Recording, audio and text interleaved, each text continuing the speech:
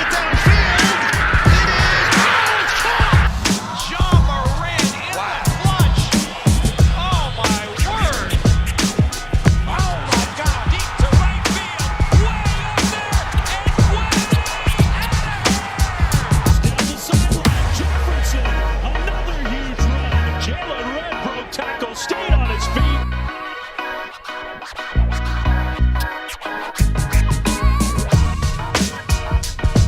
What's poppin', everybody? Welcome back to another episode of Blake's Take. And the NBA Summer League is always a great thing to help us basketball fans keep up with things this offseason and give us something to look forward to before the NBA regular season and preseason and so forth. It is full of opportunities for young draftees to take their first step onto the NBA hardwood, as well as players who have worked their way up over the years through the G League or overseas or what have you, play for a chance to show forth their skills in front of NBA teams, hoping for a roster spot.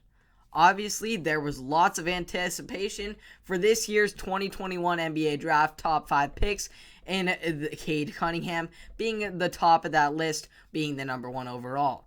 Cunningham had an underwhelming debut, to say the least, with 12 points on just 5 of 17 shooting, along with 6 rebounds, 2 assists, 2 blocks, and 2 steals. If you just looked at that box score, you wouldn't be too impressed, and it's true that Cunningham didn't have that great of a game. He shot the ball poorly and turned it over a bit too much. Some games you're just going to miss shots. It happens. But it is in those games where your other basketball skills are really tested. Cade made sure that he showed out in his other ways and made a number of great passes in an attempt to get his teammates going when he couldn't necessarily get to it. But the most impressive moments of his debut came on the defensive side of the ball, including a steal for a breakaway slam and a pair of closeout block shots. This less than expected performance from Cunningham left an opportunity for the number 2 overall pick to prove his point that he is the very best player in this draft. Coming into Summer League, Green was in the mindset of just any other G League game, as he has already been playing and succeeding at this professional level. That experience showed as he put up 23 points, 5 rebounds, and 2 assists on 9 of 18 from the field in his debut for the Rockets. His athleticism and shot making were on full display as he converted some impressive drives and knocked down a number of tough jumpers, including several and ones. He has the scoring ability that will make him a Rookie of the Year favorite and help fill that large scoring void that was left in Houston after the departure of James Harden. In this same game, where Green made his debut, number 3 overall pick Evan Mobley from USC did as well. Mobley proved his draft scouting report to be correct, showing his versatility and ability to make plays on both ends of the floor, finishing with 12 points, 5 rebounds, and 3 blocks. A young, versatile, athletic big man with lots of upside is a great piece for any team in this league to have in their rotation. Then we had the first surprise pick of this NBA draft, and the 4th overall pick being Scotty Barnes instead of the expected Jalen Suggs. Barnes did his best to prove to the Raptors that they made the right decision in his debut.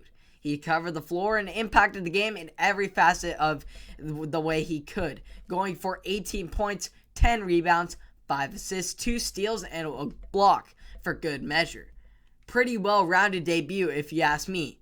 But that debut was soured and was no match for the man Jalen Suggs, who they could have selected with the 4th overall pick.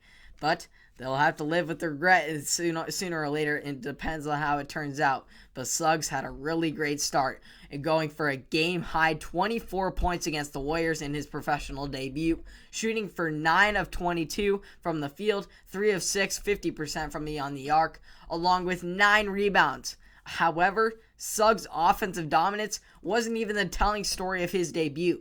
He really showed his two-way ability with 2 steals and 3 blocks, one of which was a potential game saver down the stretch that set his debut into extra minutes, where he came through in the clutch, scoring the Magic's first 6 points in the extra frame to secure the victory in their Summer League opener. The offensive confidence, defensive aggressiveness, and ability to come through in the clutch are already great signs of the kind of high-level talent Suggs is capable of becoming. As I said at the top of this show, though, it's not all about the picks and the high classified players that got drafted 1, 2, 3, 4, 5 overall, the lottery picks, of course. But there are also players that work their way back up into this league and get some more opportunities. They try and get their second chance. They didn't get drafted or what have you, got drafted in the second round, got shoved down, whatever. So on and so forth. They did not get their opportunity the first time, but now they will get a second chance in their summer league to try and show that they are still capable of being on an NBA roster. One of the most notable of these names through the past few years has been LiAngelo Ball, who is the middle brother of Lonzo and LaMelo, who have each already made a name for themselves in the NBA. LiAngelo played alongside them at Chino Hills, arguably being the best pure scorer out of all of the Ball brothers, especially according to LeVar. But after a stealing scandal in China during his freshman year at UCLA, things kind of took a turn for the worst. After going undrafted in 2018, the closest LiAngelo has gotten to playing in the NBA is a practice player contract with the Oklahoma City Blue in the G League and a training camp deal with the Detroit Pistons. Neither proved to be fruitful or build off anything. However, this year Jelo got a shot on the Hornets Summer League squad. He made the most of the opportunity in his debut on Sunday as he poured in 5 3-pointers and finished with 16 points, 2 rebounds, 2 assists, and 2 steals in just 16 minutes of play. His 5 threes were more than the rest of the Hornets squad combined. Even more meaningful, LeVar and LaMelo were in the building, supporting his journey to try and complete the trifecta of Ball brothers in the NBA. He still has a long way to go before making an NBA roster. But if he keeps putting up performances like these, he might just earn himself a spot. I hope he does too, because seeing all 3 Ball brothers in the NBA would be LeVar's dream, and it will prove him to be right with all his outlandish takes on ESPN and so on and so forth of what his kids will become. And he said all 3 of them will make the league. He's already got 2 out of 3, and Jelo is on his way. Watch out for Jelo, and watch out for the rest of these top 5 picks and the rest of the players in this year's draft and anyone in Summer League. You never know what they can become. Heck, Al Caruso came from the G League, and he's had a great impact, signed with the Bulls, who also have Lonzo now. $38 million. Probably the most definitely the most he's made in his life.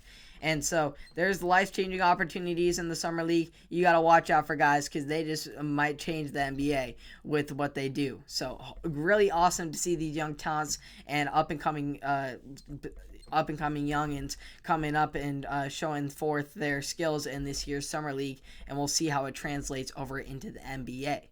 Hope you all enjoyed, and catch all of this and more on Apple Podcasts, Spotify, and or YouTube. And I'll see you all in the next one. Have a great day.